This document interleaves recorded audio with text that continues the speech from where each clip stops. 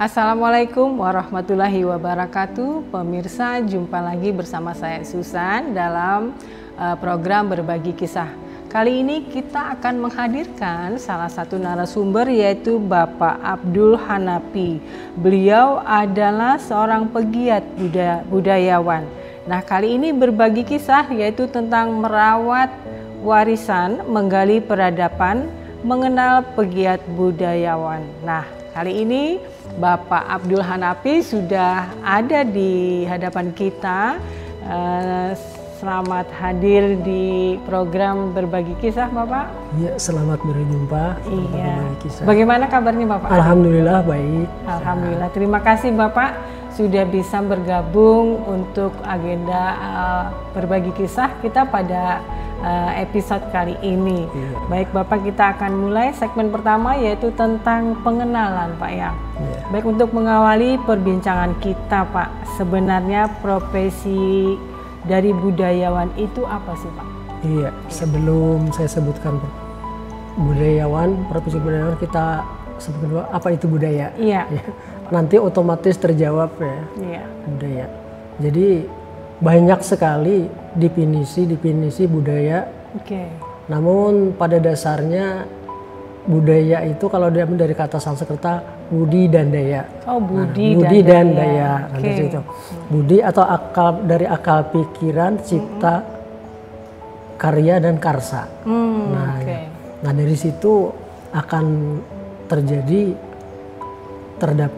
tercetus hasil-hasil budaya. Nah, misalnya dari budaya. Budi itu artinya akal pikir ya. Yeah. Nah, jadi dari berpikir untuk menciptakan sesuatu, menemukan sesuatu dalam kehidupan, dan pastinya untuk memperbaiki kehidupan. Betul. Jadi dilakukan berbagai upaya. Okay. Nah, itu budi. Kemudian daya itu kemampuannya mencetuskan ide-ide tersebut, dan karsa juga prakarsa. Ya kan? Kita sering dengar kata prakarsa. Jadi karsa itu artinya termasuk ide juga ya. Siapa yang memprakarsai, jadi siapa yang memulai menentukan.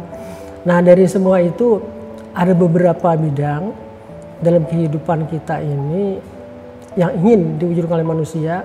Manusia itu ingin sejahtera. Ya kan? Hidup sejahtera. Nah, dalam hidup sejahtera itu mulia, kadang-kadang juga ya kan, mulia dan sejahtera itu cita-cita manusia. Betul. Nah, untuk bisa sejahtera tentu saja dia melakukan berbagai hal dalam kehidupan. Jadi budaya itu, orang tahunya budaya itu seni. Betul. Padahal seni itu hanya adalah bagian dari budaya. Iya. Nah, padahal budaya itu apa saja dalam kehidupan itu termasuk budaya. Iya. Dalam kehidupan. Nah, termasuk seni tadi. Iya. Ya, jadi, nah, kalau yang bersifat seni, nah itu berhubungan dengan rasa tadi. Iya. Nah, jadi cipta rasanya. Seni itu macam-macam lagi, ya kan? Betul. Jadi bisa seni berupa karya tulis, ada seni yang sifatnya pertunjukan. Jadi ada seni musik, seni suara, kan? Macam-macam, termasuk seni lukis. Bahkan ada seni membatik, mematung segalanya itu juga. Nah, jadi seperti itu akhirnya setelah tercetus seperti itu, untuk kesejahteraan hidupnya, untuk mengeluarkan ide-idenya, maka mereka berinisiatif melakukan sesuatu. Nah, jadi seorang budayawan pastilah penggelut di bidang-bidang tersebut diantaranya. Iya. Nah, jadi padahal kita semua ini termasuk manusia budaya. Iya, berbudaya. Cuma kadang-kadang orang yang memang menggeluti di bidang situ secara selalu disebut budayawan. Betul. Begitu ya. Jadi memilih salah satu budaya tersebut tadi, Pak ya? Iya, budayawan. Nah, jadi itu yang dimaksud dengan budayawan. Iya. Sudah berapa lama Bapak menggeluti atau menjadi pegiat budayawan ini? Benar. Ya, jadi kalau dikatakan sudah berapa lama? Iya.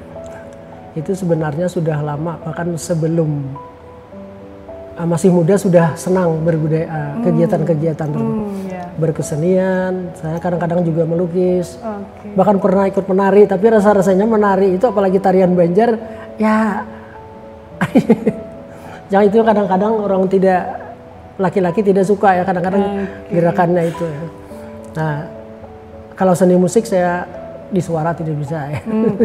Cuma sekedar menyukai saja, penikmat gitu lah. Penikmat. Nah, saya lebih fokus kepada melukis ya biasanya. Melukis Pak ya? Iya.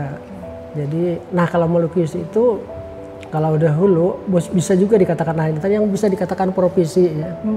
Jadi dulunya saya guru juga ya. Jadi sebelum jadi guru saya sudah punya profesi itu.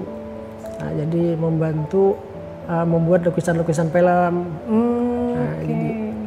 Nah itu kan berarti punya penghasilan dari situ walaupun kalau dikatakan profesi benar-benar itu menggantungkan hidup di situ kalau kita tidak. Nah jadi dari kesukaan kita itu termasuk seni bela diri yang saya ambil itu adalah yang saya sukai adalah seni bela diri tradisional seperti pencaksilat. Karena pencaksilat itu adalah juga termasuk budaya bangsa. Betul, Pak. Nah dari situ saya ceritakan sejarahnya dulu ya. Baik, Pak. Kenapa orang menyebut saya jadi budayawan. Ya. Setelah saya jadi guru, pada profesi saya sebenarnya guru ya. Nah kalau guru memang profesi saya. Di dinas pendidikan dibutuhkan seseorang yang yang tahu sedikit tentang kebudayaan, yang tahu begitulah, atau yang menyukai budaya untuk jadi penilik kebudayaan dulu. Jadi penilik kebudayaan. Nah maka ditawarilah kita. Ditawari mau jadi karena memang dulu senang budaya, saya terima jadilah penilik kebudayaan. Nah kemudian berganti lagi istilahnya pada waktu itu di organisasi menjadi penilik pendidikan non formal informal. Tapi di dinas pendidikan, nah, kan P dan K adalah pendidikan dan kebudayaan. Tetap diperlukan seorang budayawan. Nah di dinas pendidikan itu dulu ada kasihnya, kan di bidang sosial ada kasih kemudian, namun tidak ada stafnya.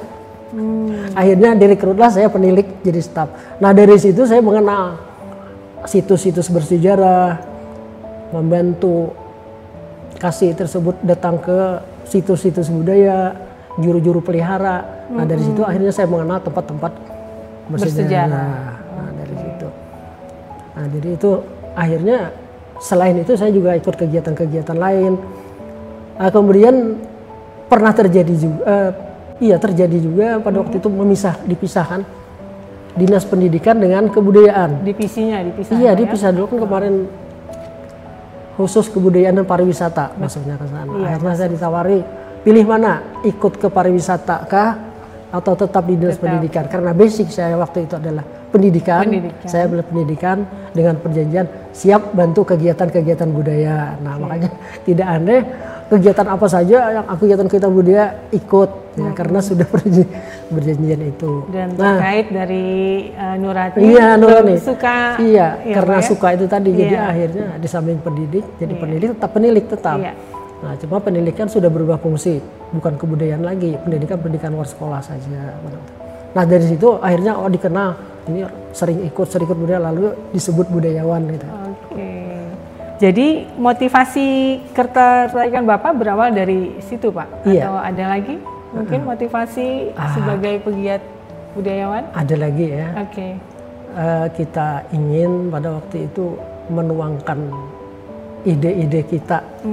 Karena saya dulunya pendidik, jadi ingin ada anak didik juga yang menyukai di kebudayaan. Nah dari situ.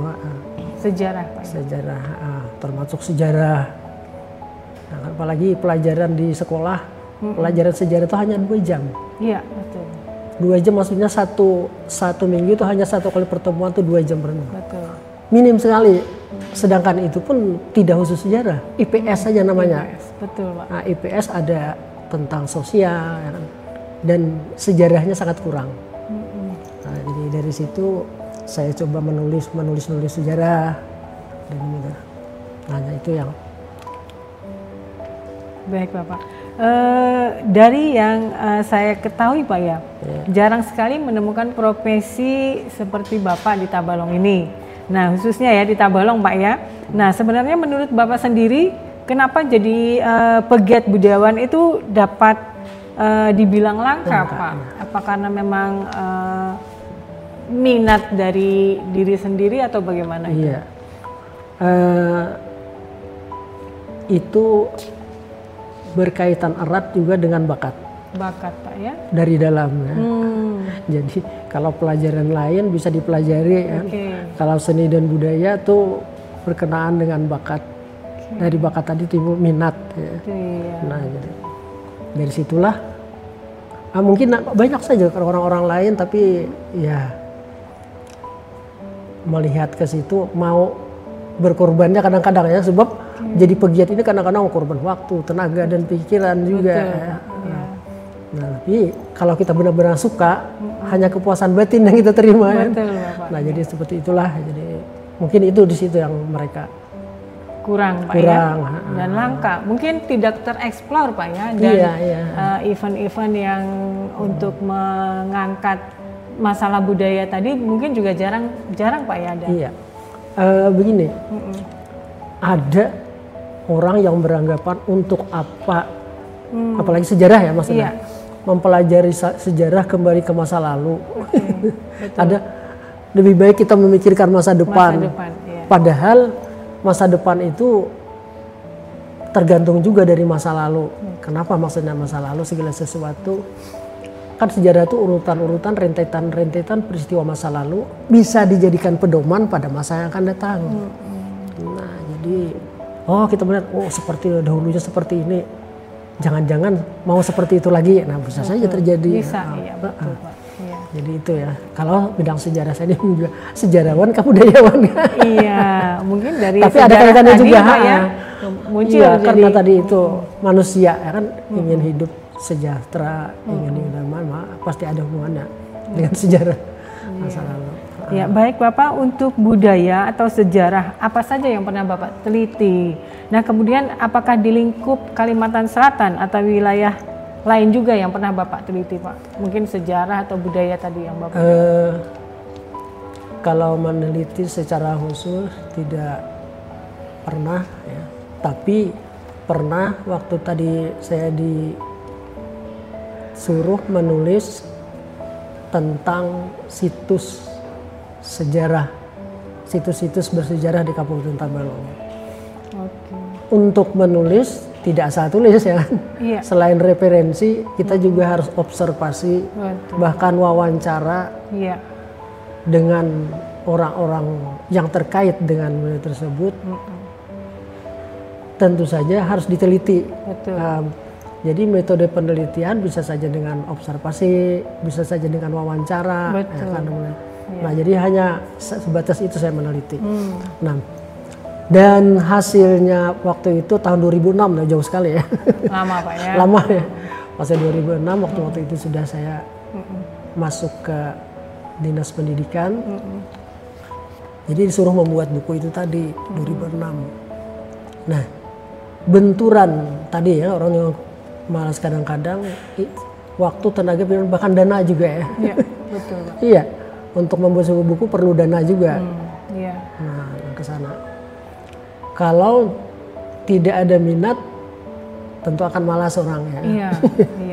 Nah, kebetulan pada waktu itu karena dinas menugaskan, ya kita kerjakan saja ya dengan sungguh-sungguh karena memang kita senang. Jadi datang ke tempat situs-situs. Waktu itu yang kita tulis adalah tentang di pusaka Masjid Pusaka Benua Lawas. Itu yang pertama kali Bapak tulis? Yang pertama saya tulis. Ada 2, kemudian Ad-Darun Nafis. Ad-Darun Nafis juga. Sudah terbit bukunya, kemudian dibagi-bagi ke kantor-kantor, instansi-instansi, entah di mana sekarang ya. Saya masih menyimpan itu. Kenapa Bapak milih tempat itu, tempat 2 tadi Pak, untuk sebagai tulisan? Iya.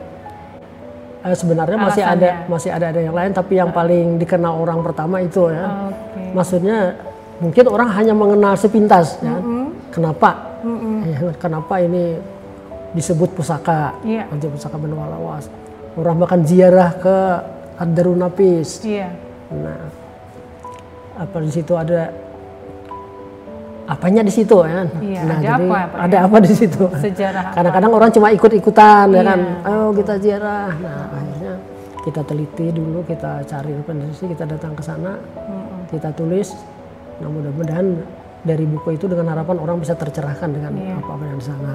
Ya, betul. Baik Bapak, kita nanti akan melanjutkan ke segmen kedua. Pemirsa, budaya adalah warisan yang berharga. Mari kita lestarikan dan kembangkan. Melalui budaya kita dapat memahami identitas dan nilai-nilai yang membentuk masyarakat. Tetap di sini, saksikan segmen kedua berikutnya.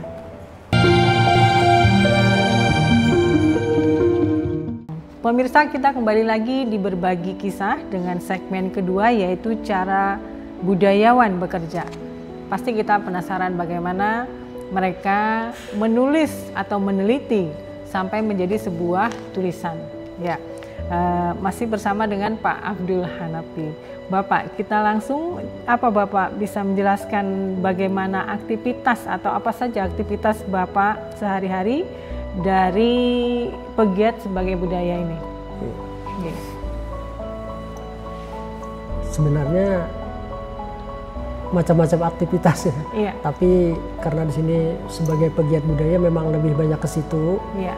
Karena di kepuasan batin saya ada di situ, jadi aktivitas kayak sehari-hari saat ini karena sudah sesuai dengan usia ya. Jadi kalau dahulu saya di silat, pencak silat itu termasuk budaya. Termasuk budaya. Kemudian mendidik anak yang saya fokuskan tidak hanya bela diri kelahinya ya, tetapi mental spiritualnya. Nah jadi di situ karena pencak silat itu ada olahraga, seni, bela diri. Nah seninya tadi saya suka ya. Betul. Ada bela diri secara tidak langsung dan ada mental spiritual. Nah yang mental spiritual ini yang perlu kita tanamkan kepada generasi. Nah jadi disitulah saya tertarik sekali dan menggeluti bidang pencak silat tersebut. Nah kemudian karena saya punya bakat melukis, nah kalau sekarang lukisan sulit untuk lakunya lukisan di tempat kita ini, walaupun kadang-kadang lukisan kalau yang bagus ada jutaan sebenarnya. Sangat tinggi. Benar-benar sangat tinggi lukisan itu, bahkan lebih situ ya. Nah tapi untuk saat ini saya mencoba menyalurkan bakat tersebut selain menerima pesanan-pesanan lukisan, nah, jadi khusus lukisan ini ya. Pesan-pesanan lukisan, saya juga mencoba nih kemarin ini 2 bulan yang lalu ada dari Balai Bahasa. Nah saya tertarik juga dengan Balai Bahasa karena di situ ada ceritanya tentang muatan lokal. Nah ini ada sedikit dengan budaya. Iya betul Bapak. Ada seleksi ilustrator ya. Nah kemarin Pak Gusti Indra mungkin sudah mengenal siapa Gusti Indra kan. Nah itu juga termasuk budayawan juga. Iya betul Bapak. Pegiat budaya juga. Mungkin jadi puisi ya dia. Iya. Baca puisi. Saya juga bercerita ya. Dia. Iya bercerita budaya, puisi. Saya juga menulis puisi. Oh gitu. Kami sama-sama di Arus Sastra selalu memasukkan puisi ya. Nah khusus tadi menggambar melukis. Jadi kata Pak Gusti ini ada seleksi untuk jadi ilustrator. Nah, jadi dalam waktu yang sangat singkat dan tergesa-gesa alhamdulillah masuk jadi ilustrator. Jadi sejak 2 bulan yang lalu saya sudah saat ini nah ini yang benar-benar profesi ya. Jadi profesi karena di situ ada kontrak dan dapat menghasilkan. Iya ada. Jadi profesi yang menghasilkan. Itu baru disebut profesi ya. Kalau secara khusus dan ada penghasilan itu baru disebut profesi. Nah jadi saat ini saya juga sebagai ilustrator dari Balai Bahasa buku cerita anak tentang muatan lokal. Yang kemarin itu saya gambarkan, saya buatkan gambarnya. Jadi ceritanya dari orang-orang, dari mereka. Jadi ya, tulisan mereka juga diseleksi yang pantas, dari mana yang pantas. Kemudian saya sebagai ilustratornya membuatkan gambar. Jadi tiap lembar buku 2 lembar narasi, ada 1 lembar gambar. Ya, jadi seperti itu. Masih ini saat ini. Jadi selesai kemarin yang dari Bakumpai, yang dihadapi ini dari Dayak Deah. Jadi budaya Dayak Deah, lokal budaya Dayak Deah yang dibuat dalam cerita anak. Saya buatkan gambar-gambarnya untuk supaya anak tidak bosan. Betul Bapak. Yaitu terkait dengan pendidikan muatan lokal Iya, tadi di situ yang saya suka ya. Memang saya dulu pernah sebelumnya saya juga pernah ikut sayembara menulis cerita anak yang berkenaan dengan pendidikan juga. Waktu itu ada 4 bahasa ya, yang saya buat dalam bahasa Banjar, kemudian diterjemahkan ke bahasa Indonesia, bahasa Inggris, dan bahasa isyarat. Sudah alhamdulillah terpilih dari 7 yang terbaik ya pada waktu hebat itu. Bapak ya. Nah, sudah terpilih. Ya. Sekarang kita berbicara kepada tantangan Pak. Nah, bagaimana tantangan yang dihadapi Bapak sebagai pegiat budayawan tadi? Apa saja itu Pak? Bisa diceritakan? Segala sesuatu memang ada tantangan ya. Dan tantangan, kalau dari keluarga sih ada tantangan. Tidak ada tantangan ya. Saya selalu didukung. Didukung Pak ya. Mulai dari dahulu orang tua, sekarang istri saya juga mendukung sama di sini. Keluarga saya juga sangat mendukung ya kegiatan di sini. Tantangan itu kadang-kadang dari luar ya. Tantangan utamanya itu adalah waktu. Waktu Pak ya. Apalagi kita sudah dalam usia saat ini ya. Kita harus bersosial juga. Kadang-kadang ada sesuatu nih antara harus ikut kegiatan budaya atau melakukan budaya dengan sosial di masyarakat. Iya. Jadi harus bisa-bisa membagi waktu. Jadi tidak bisa maksimal akhirnya. Itu saja yang jadi beban ya. Nah, kadang-kadang saya kerja sampai malam. Nah, tidak berani juga terlalu malam. Di usia sehingga itulah tantangan-tantangan. Kalau tantangan dana tidak jadi masalah ya untuk seni. Mungkin saat meneliti untuk membuat sebuah tulisan seperti Bapak tadi ceritakan harus wawancara dan lain. Ada sekali, ada tantangannya. Terutama pada saat ingin mewawancarai. Nah, ingin mewawancarai orang yang diwawancarai ini sulit ditemui. Kalau syukur kalau punya alat bisa kita ke sana. Kadang-kadang juru-juru pelihara atau orang-orang tua kadang-kadang yang perlu kita datangi, orang tua ini belum bisa apa-apa. Nah, waktu kita datang tidak ada, berarti harus kembali lagi ke sana lagi. Dan satu hal lagi ini yang kadang-kadang, bukan kadang-kadang, banyak terjadi ya. Kita kan membuat sejarah itu harus ada bukti sejarah. Betul Pak. Berupa benda atau situsnya. Nah, bendanya ini yang hilang kadang-kadang. Pernah saya membuat sejarah Tabalong, karena di Tabalong ini ada Patih Bantar, Patih yang namanya Patih Bantar di daerah Jangkung. Di situ ada kubur, katanya. Saya bilang ada yang menyebut makam, tapi kadang-kadang kata makam tuh orang anu ya. Ini bukan Muslim, ada yang disebut makam. Yang jadi tantangan begitu ke sana tinggal lubang, hilang. Jadi ketika kita konfirmasi kepada yang pemilik tanah di situ, ini mana kenapa ya? Pak aja, tabuk harai. Tahu-tahu tabuk harai, artinya ada yang menggali secara diam-diam. Mungkin mencari benda-benda purbakala yang kira-kira bernilai historis yang bisa dijadikan. Yang bisa dijual. Bisa dijual kira-kira. Memang marak pada waktu itu ada dibeli sampai patung di halaman pun hilang ya pada waktu itu. Nah, jadi kendalanya itu ada 2 situs yang tercatat yang mau kita teliti hilang ya. Dan untuk yang Bapak sudah tulis tadi tentang Masjid Pusaka dan satunya tadi? Iya, itu alhamdulillah. Itu ada tantangan tidak Pak?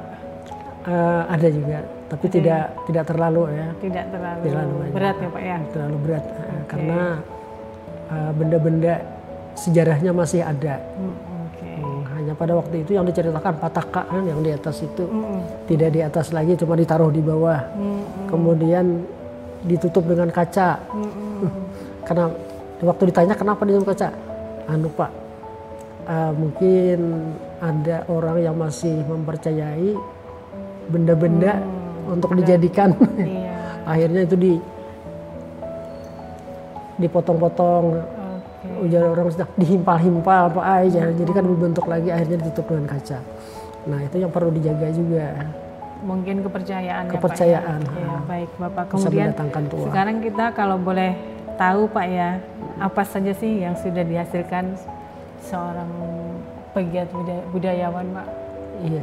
Mungkin ini konteksnya finansial mungkin Pak ya, dan juga mungkin dari hasil karyanya juga.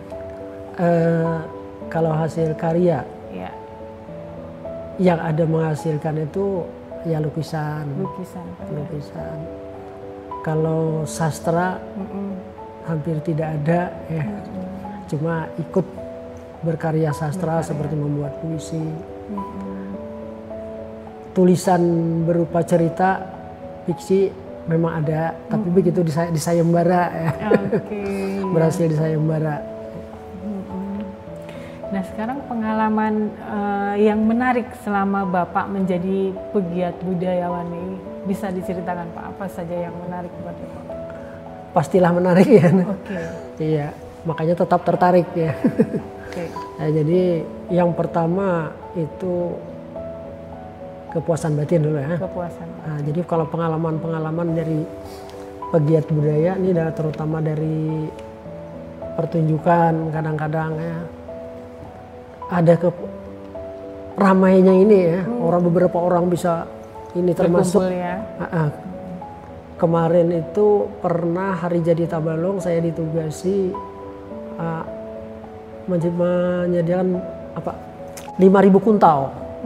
Sanggupkah kata Bupati? Kata ada yang tantangannya ya ada, mustahil. Kuntau itu mana banyak 5.000. Iya.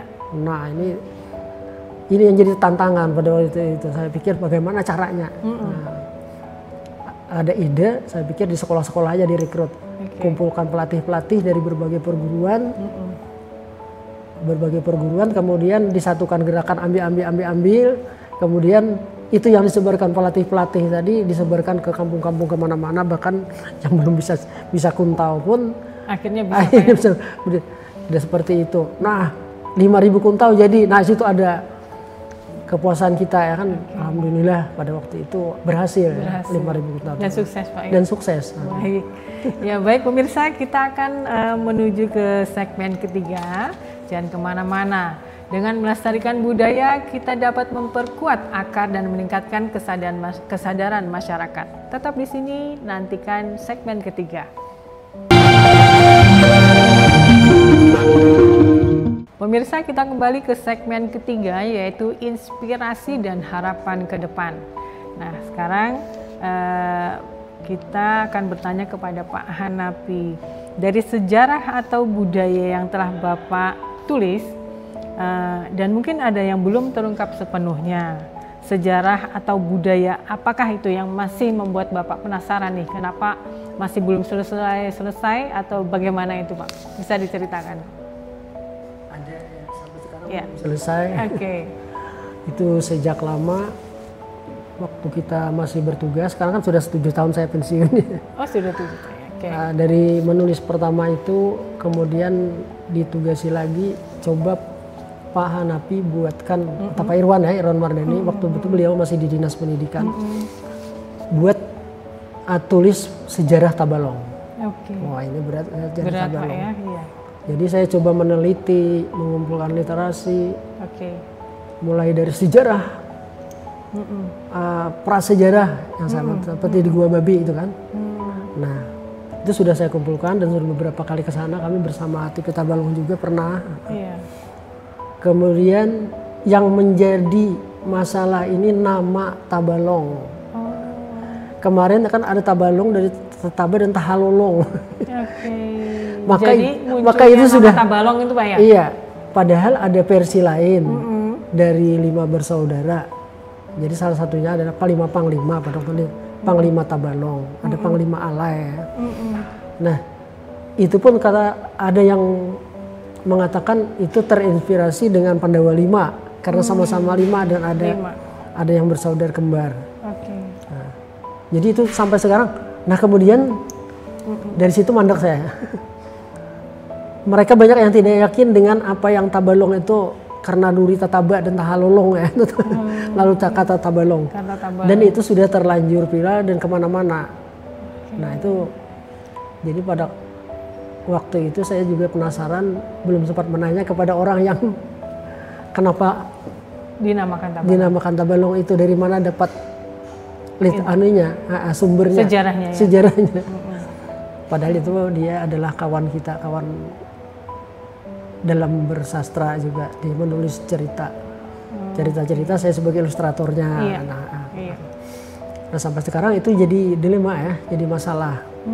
Nah kemudian kemarin itu ada peneliti, kan ada peneliti dari peneliti nasional, katanya saya diminta mendampingi atau ikut seminar ya. Rupanya saya ingin tahu bagaimana yang hasil mereka ya di seminar.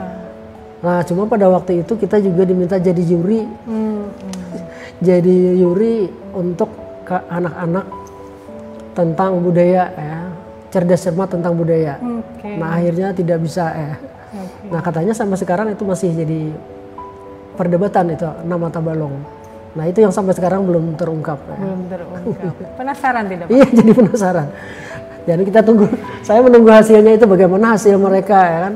Padahal seandainya saya ikut di sana, saya bisa ikut berpartisipasi ya kan, atau sumbang saran atau sumbang pikir. Nah sampai ditawari kata si Yuda, Bapak bisa aja datang malam langsung ke Wisma. Mereka ya sudah kecapean siang, saya tidak bisa gitu. Nah jadi itu yang membuat penasaran ya, dan tidak selesai juga. Padahal saya sudah mengumpulkan dari prasejarah dan mereka mulai dari mana saya belum tahu. Ya. Ada keinginan untuk bisa ketemu dengan pihak yang tadi Pak? Yang pasti hasilnya. Bapak menunggu hasilnya? Menunggu hasilnya bagaimana ya, karena tidak mungkin lagi ketemu dengan mereka. Ya. Soalnya mereka timnya itu tidak hanya dari sini ya. Gabungan Pak ya? Bahkan nasional katanya. Jadi tetap nama Tabalong? Tetap nama Tabalong. Menjadi pertanyaan Bapak? Ini pertanyaan saya orang Tabalong. Saya orang Tabalong ya. Iya, baik Pak. Kemudian menurut Bapak bagaimana cara terbaik untuk generasi muda untuk ikut serta dalam merawat warisan budaya Pak ya? Iya. Budaya atau kultur ya bahasa HA itu merupakan identitas kita, terutama sebangsa, sekaligus identitas bangsa. Selain identitas suku-suku identitas bangsa. Saat ini generasi kita hampir-hampir kehilangan identitas dengan maraknya sosial. Mereka menyukai artis-artis, betul ke Korea-Koreaan kadang-kadang. Sedangkan orang asing pun sendiri paling suka dengan budaya orang Indonesia, sikap orang Indonesia, keramahan Indonesia, selalu mereka puji-puji itu. Nah sebaliknya orang-orang kita, generasi terutama trennya yang luar negeri. Ya. Nah dengan harap boleh saja ya, mengadopsi luar negeri yang sifatnya untuk kemajuan teknologi, ya kan. Namun untuk sikap, moral, etika, segalanya tetap dipertahankan identitas kultur kita ya, Indonesia. Nah oleh sebab itu saya di Facebook juga menulis dengan bahasa Banjar. Mungkin sudah pernah membaca Marudai ya. Di situ nama saya Napi Al-Galiba ya. Napi Al-Galiba, Napi panggilan saya, Al itu artinya dari Galiba itu Tanjung Tengah. Di situ ada tempat bersejarah juga ya, yang sudah terlupakan. Nah, dari cerita obrolan santai tersebut, saya mencoba memasukkan nilai-nilai moral, diselipkan nilai-nilai budaya supaya tidak terasa ya. Kalau mengajarkan khusus mungkin ditolak atau membosankan. Nah, jadi seperti itu yang sampai sekarang saya coba tetap saya lakukan ya. Jadi melalui media sosial Pak ya? Melalui media sosial. Karena sekarang trennya dengan Facebook, coba di situ ya. Kalau buku-buku sulit sekali literasi kita ini sulit sekali. Karena di samping itu kan anak-anak sudah pakai IT Pak ya. Jadi membaca dan lain sudah melewati IT kan, teknologi ya. Teknologi. Baik, jadi untuk mungkin kedepannya Pak, selain dari media sosial itu, apa keinginan Bapak atau harapan Bapak untuk tetap generasi kita itu budaya Indonesia itu dinomorsatukan? Selain kita melalui media sosial, pegiat budaya, terutama ya rekan-rekan itu kan saya yang lain-lain berbagai bidang-bidangnya, tetap harus ada tampilan-tampilan, pertunjukan-pertunjukan yang sifatnya bisa dilihat oleh generasi. Nah, mudah-mudahan dengan itu bisa mengapresiasi mereka. Betul. Ya. Nah, saya sangat mendukung nih ada tabalung etnik ya. Iya. Nah, kebetulan yang diangkat itu cerita yang saya tuliskan. Nah, jadi di situ alhamdulillah saya ikut terlibat di situ ya, memilih cerita. Kemarin memang menelpon Mbak Hanapi, adakah cerita yang cocok untuk difestivalkan? Festival ini mengandung beberapa unsur katanya. Nah, atas permintaan Pak Bupati juga, supaya di dalam situ bisa masuk berbagai budaya. Akhirnya dipilihlah yang akan ditampilkan ini. Nah, jadi apa itu silakan nanti ditonton. Iya, baik. Silakan nanti ditonton, masalah teramai-ramai. Iya, baik Bapak. Jadi diharapkan ya generasi kita itu tetap mencintai budaya sangat kita. Diharapkan. Walaupun dengan derasnya arus modernisasi tadi ya, tetap ya Pak ya. Harus jangan sampai kehilangan identitas. Betul. Teknologi dan segalanya boleh tetap, karena itu termasuk juga budaya. Iya. Jangan sampai tergerus oleh modernisasi itu Pak ya. Jangan sampai tergerus oleh modernisasi. Jadi kita tidak menutup diri, silakan terbuka sepanjang itu tidak mengerus identitas kita sebagai bangsa Indonesia. Baik Bapak, terima kasih Bapak atas kehadiran di sini bersama kita, berbagi kisah, berbagi cerita, dan juga mungkin mengedukasi kita semua. Semoga harapannya ya tadi bahwa budaya kita tetap kita jaga dan terus kita lestarikan, gitu ya. Ya, pemirsa, budaya adalah jembatan yang menghubungkan masa lalu, kini, dan masa depan. Budaya juga adalah sumber inspirasi dan kreativitas yang tak terbatas. Semoga Bapak Abdul Hanapi tadi dapat menjadi inspirasi ya Pak ya, dan juga motivasi bagi pegiat budayawan yang lain. Terima kasih atas kebersamaannya bersama kami. Nantikan lagi episode berbagi kisah di lain kali. Assalamualaikum warahmatullahi wabarakatuh.